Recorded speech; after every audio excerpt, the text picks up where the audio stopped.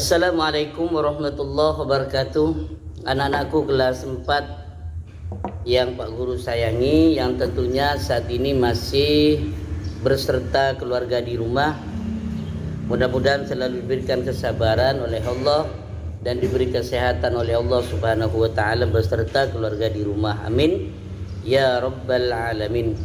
Dan mari kita mulai pembelajaran pada hari ini dengan ucapan bismillahirrahmanirrahim, dengan harapan mudah-mudahan pembelajaran kali ini bersama ridha Allah, sehingga apa yang kita pelajari pada hari ini menjadi ilmu yang nafi' dan barokah, sehingga kita bisa mempraktekkan dalam kehidupan sehari-hari. Nah, anak-anakku yang Pak Guru sayangi, untuk pelajaran akidah akhlak pada bab 4 ini di kelas 4, yaitu kita akan belajar tentang bagaimana caranya agar kita bisa menghindari diri dari akhlak tercela. Akhlak yang tercela yang kita akan pelajari pada hari ini yaitu akhlak tercela, yaitu nifak. Nah, anak-anakku yang Pak Guru sayangi, apa itu nifak? Nifak itu merupakan sifat, ya, sebuah sifat jelek, sebuah sifat yang tidak baik, yang artinya di situ berpura-pura. Artinya antara kenyataan dengan apa yang diucapkan itu tidak sama, ya, antar perkataan dan juga dengan kebenaran itu tidak sama. Itu yang dimaksud sifat nifak atau sifat jelek yang artinya berpura-pura. Sifat nifak ini, orang yang memiliki sifat nifak namanya orang yang munafik. Ya, jadi kalau kalian pernah mendengar orang itu munafik, berarti antar perkataan dengan perbuatannya itu tidak sama. Nah, sebelum Pak Guru lanjutkan untuk pembelajaran kali ini, adapun tujuan pembelajarannya yaitu agar kalian memahami, mengerti apa itu arti munafik dan juga ciri-ciri dari orang munafik, sifat orang munafik, ya. Kemudian juga akibat, ya, akibatnya orang munafik seperti apa dan bagaimana cara menghindarinya. Dan munafik juga itu dibagi-bagi, ya. Jadi dengan pembelajaran kali ini kalian dapat memahami apa itu arti munafik, sifat orang munafik, ya. Kemudian bagaimana caranya agar kita terhindar dari sifat munafik, sehingga kita meninggalkan sifat tercela yaitu munafik. Nah, seperti yang Pak Guru sampaikan tadi, bahwa munafik itu adalah seseorang yang melakukan kebohongan, seseorang yang melakukan pura-pura, ya.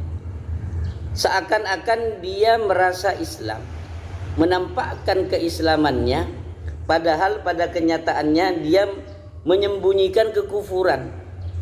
Misalnya pura-pura Islam, pura-pura sholat dengan baik, padahal dia di dalam hatinya tidak Islam, tidak baik, supaya dikatakan orang Islam saja, hingga dia pura-pura menjadi Islam, padahal dia benci terhadap Islam. Ini termasuk juga pengertian dari munafik. Jadi orang munafik itu menampakkan keimanan, ya, menampakkan keimanan dan menyembunyikan kekufuran.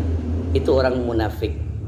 Oleh karena itu, di masyarakat sering kita temui dalam kehidupan sehari-hari, yang dimaksud dengan munafik itu antara pembicaraan, antara yang diomongkan itu tidak sama dengan tingkah lakunya. Misalnya dia mengatakan merah, ya, mengatakan merah, padahal itu tidak merah, aslinya hijau. Itu termasuk salah satu ciri orang munafik. Jadi perkataannya itu tidak sesuai dengan kenyataan. Oleh karena itulah di dalam buku ini, di dalam surat An-Nisa itu dijelaskan, ya, A'udzubillahi minasyaitonirrajim, innal munafiqina fid darkil asfali minan nari walan tajida lahum nasira. Sesungguhnya orang-orang yang munafik itu akan ditempatkan pada tingkatan yang paling bawah di neraka. Ini akibat orang munafik. Jadi akibat orang munafik yang paling berat nanti di akhirat. Kalau di dunia mungkin bisa selamat, kita bisa berbohong. Tapi di akhirat nanti tidak ada yang bisa berbohong. Ya, di akhirat nanti yang berbicara bukan mulut kita lagi, akan tetapi amaliyah kita, tubuh kita yang berbicara, mata kita yang berbicara, mulut kita sudah tidak berbicara lagi, kaki kita yang menyaksikan, tangan kita yang berbicara.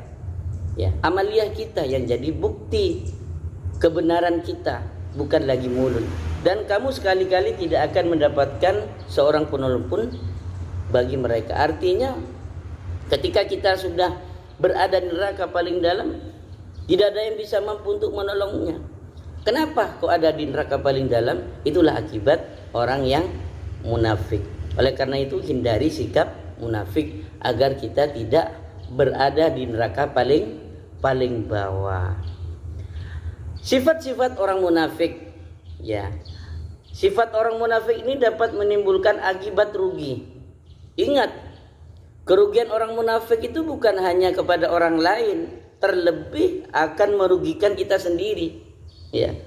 Jadi dengan bersikap kita munafik pasti akan merugikan diri kita sendiri. Yang paling hak nanti di akhirat yaitu dimasukkan ke neraka paling bawah.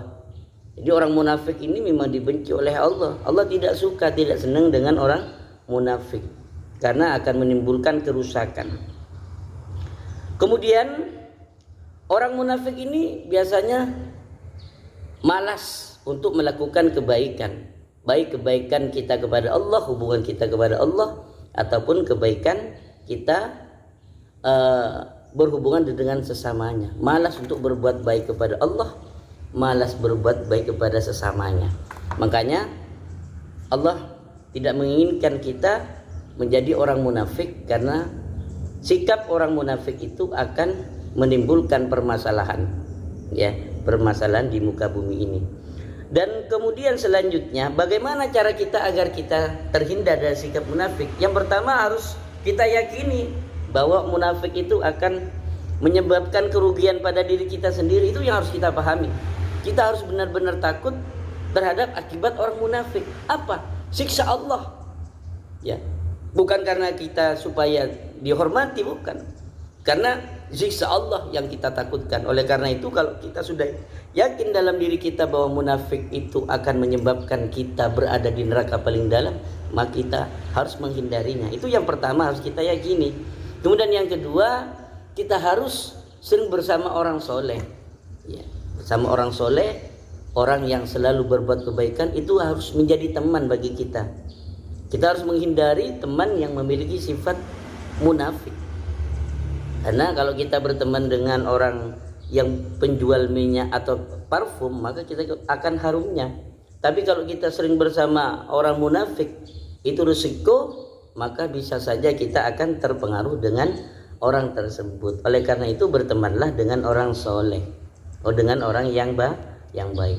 Kemudian salah satu diantaranya juga menjalin silaturahim untuk menghilangkan atau menghindari diri kita dari sikap munafik.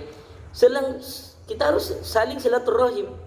Siapa yang orang yang perlu kita silaturahimi? Yaitu keluarga dekat kita, ya, famili kita, dan orang-orang yang alim, guru-guru kita, untuk mendapatkan fatwa, untuk mendapatkan nasihat dari guru-guru kita, sehingga ini yang akan menjadi benteng bagi kita agar kita terhindar dari sifat munafik. Dan yang paling penting yaitu kita harus bisa meneladani baginda Nabi, karena baginda Nabi merupakan contoh yang baik bagi kita dalam segala aspek kehidupan.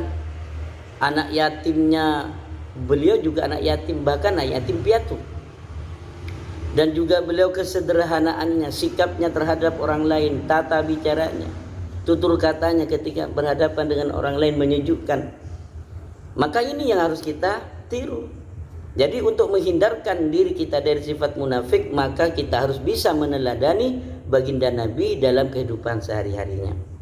Nah, anak-anakku yang Pak Guru sayangi, yang kedua yang perlu kita bahas selain pengertian dari munafik, yaitu bahwa munafik itu ada dua. Ya. Ada munafik amali, ada juga munafik akidi. Ya. Munafik amali ini yaitu perbuatan kita, ya, akhlak tercela kita kepada orang lain. Akan tetapi dalam hatinya tidak menunjukkan kebencian kepada Islam. Itu namanya munafik amali. Hanya perbuatan kita saja. Ya. Misalnya kita malas untuk tidak sholat.